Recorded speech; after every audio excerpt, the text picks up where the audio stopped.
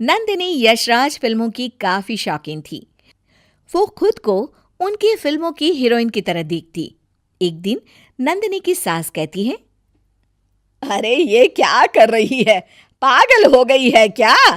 जो table fan के सामने बाल फैलाकर खड़ी है। ओह, अरे माँ जी, आपने चांदनी नहीं देखी? चांदनी? अरे ये चांदनी कौन है? मिश्राइन की बहू। देख, मैं तुझे पहले से कह कर रखती हूँ, मिश्राइन की बहू से ना कम मेल जोल रखा कर। हाँ। अरे मम्मी जी, चांदनी मतलब श्रीदेवी। अरे क्या भला की खूबसूरत लगती थी वो। देखिए देखिए, मेरे बाल लग रहे हैं ना श्रीदेवी जैसे। चांदनी, तुम मेरी चांदनी। अरे बहू, बाल भले ही श्रीदेवी जैसे कर ले, शक्ल तो तेरी ललिता पवार ही रहेगी। नंदिनी बड़बड़ाती हुई वहां से निकल जाती है। जलन का कोई इलाज नहीं है माँ जी। नंदिनी यशराज फिल्मों की इतनी शौकीन होती है कि एक दिन रात में सास के कमरे में पहुंच जाती है। उसके हाथ में चाकू होता है और वो सोती हुई सास के गले पर चाकू रख देती है। ओह ओह, अरे प्यारी बहू रानी, क्या हो गया? अरे बेटा, ये चाकू है, मेरे गले में क्यों रखा है? जानी, मैं जानती हूं कि ये चाकू है, चाकू लग जाए तो। हाँ हाँ, तो क्या बहू? तो खून निकल आता है। सास डर जाती है और जोर से चिल्लाती है, अरे बचाओ, अरे कोई तो बचाओ, या मुझे मार डालेगी। तभी नंदिनी थोड़ा होश में आती है और नॉर्मल हालात में कहती है, अरे अरे माँ जी, क्यों चिल्ला रही हैं? क्या राजकुमार की आत्मा आ गई है आप में? अरे बहू, तू एक तो ना ये फिल्में देखना छोड़ दे, और दूसरा मेरे कमरे से जा, प्लीज चली जा। तेरी तो सुबह मैं खबर लेती हूँ। बेचारी नंदिनी वहां से चली जाती है, लेकिन यशराज फिल्मों का जादू उसके सर पर और भी चढ़ता चला जाता है। एक दिन नंदिनी साड़ी का पल्लू लहराकर नाच रही होती है कि उसकी सास को ये देखकर गुस्सा आ जाता है। अरे नंदिनी, बस कर बस, अब तो तू इस घर से निकल ही जा। मैं आज अपने बेटे को कहती हूँ कि तुझे अपने मायके छोड़ाए। सास बेटे को बुलाती है। देख राजीव, ये लड़की फिल्मों के पीछे पागल है, जब देखो कोई ना कोई मुसीबत खड़ी कर देती है। माँ, इसका फिल्में देखना बंद करवा देते हैं। बाकी आप तो जानती ही हैं, गरीब घर की लड़की है, इसके घर में है ही क्या। बेचारे इसके मायके वाले भी परेशान हो जाएंगे। तभी नंदिनी कमर में हाथ रखकर कहती है, आज तुम्हारे पास बंगला है, गाड़ी है, बैंक बैलेंस है, लेकिन मेरे पास मेरी माँ है, माँ।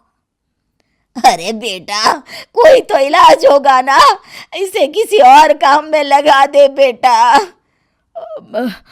हाँ माँ, याद आया, इस बेवकूफ़ का एक इलाज है। इसका ध्यान हटाने के लिए मैं इसके फ़ोन पर यू डिक्शनरी ऐप डाउनलोड कर देता हूँ। U dictionary app? ये क्या होता है बेटा?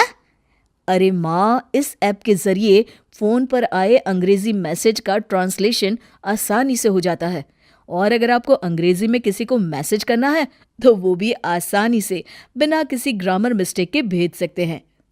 अरे बेटा, ये कैसे हो सकता है भला?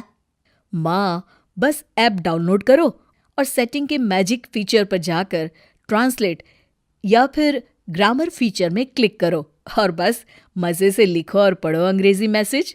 अरे वाह बेटा वाह, तू तो ना बस जल्दी से बहू के फ़ोन पर ये ऐप डाउनलोड करवा दे। नंदिनी की सास अपने बेटी को कहती है, देख बेटा, कल तो ये गले पर चाकू रख कर बैठ गई थी। मुझे अपनी जान बहुत प्यारी है, तू ना इसे इसके घर छोड़ा। राजीव नंदिनी को लेकर उसके घर जाता है। रास्ते में राजीव कहता है, देखो नंदिनी, तुम्हारी हरकतों के कारण मुझे तुम्हें मायके छोड़ना पड़ रहा है। कोई बात नहीं सेनोरिटा, बड़े बड़े शहर में ऐसी छोटी छोटी बातें होती रहती है। राजीव सर पकड़ लेता है और सीधे नंदिनी के घर जाता है, जहां नंदिनी की माँ हाथ में दिया की थाली लेकर खड़ी होती है। माँ के पीछे से यशराज फिल्म के गाने चल रहे होते हैं, चांदनी ओ मेरी चांदनी। और तभी राजीव की माँ का फोन आता है। राजीव बेटा, बहू कहाँ है? क्या तू उसे उसके घर छोड़ आया?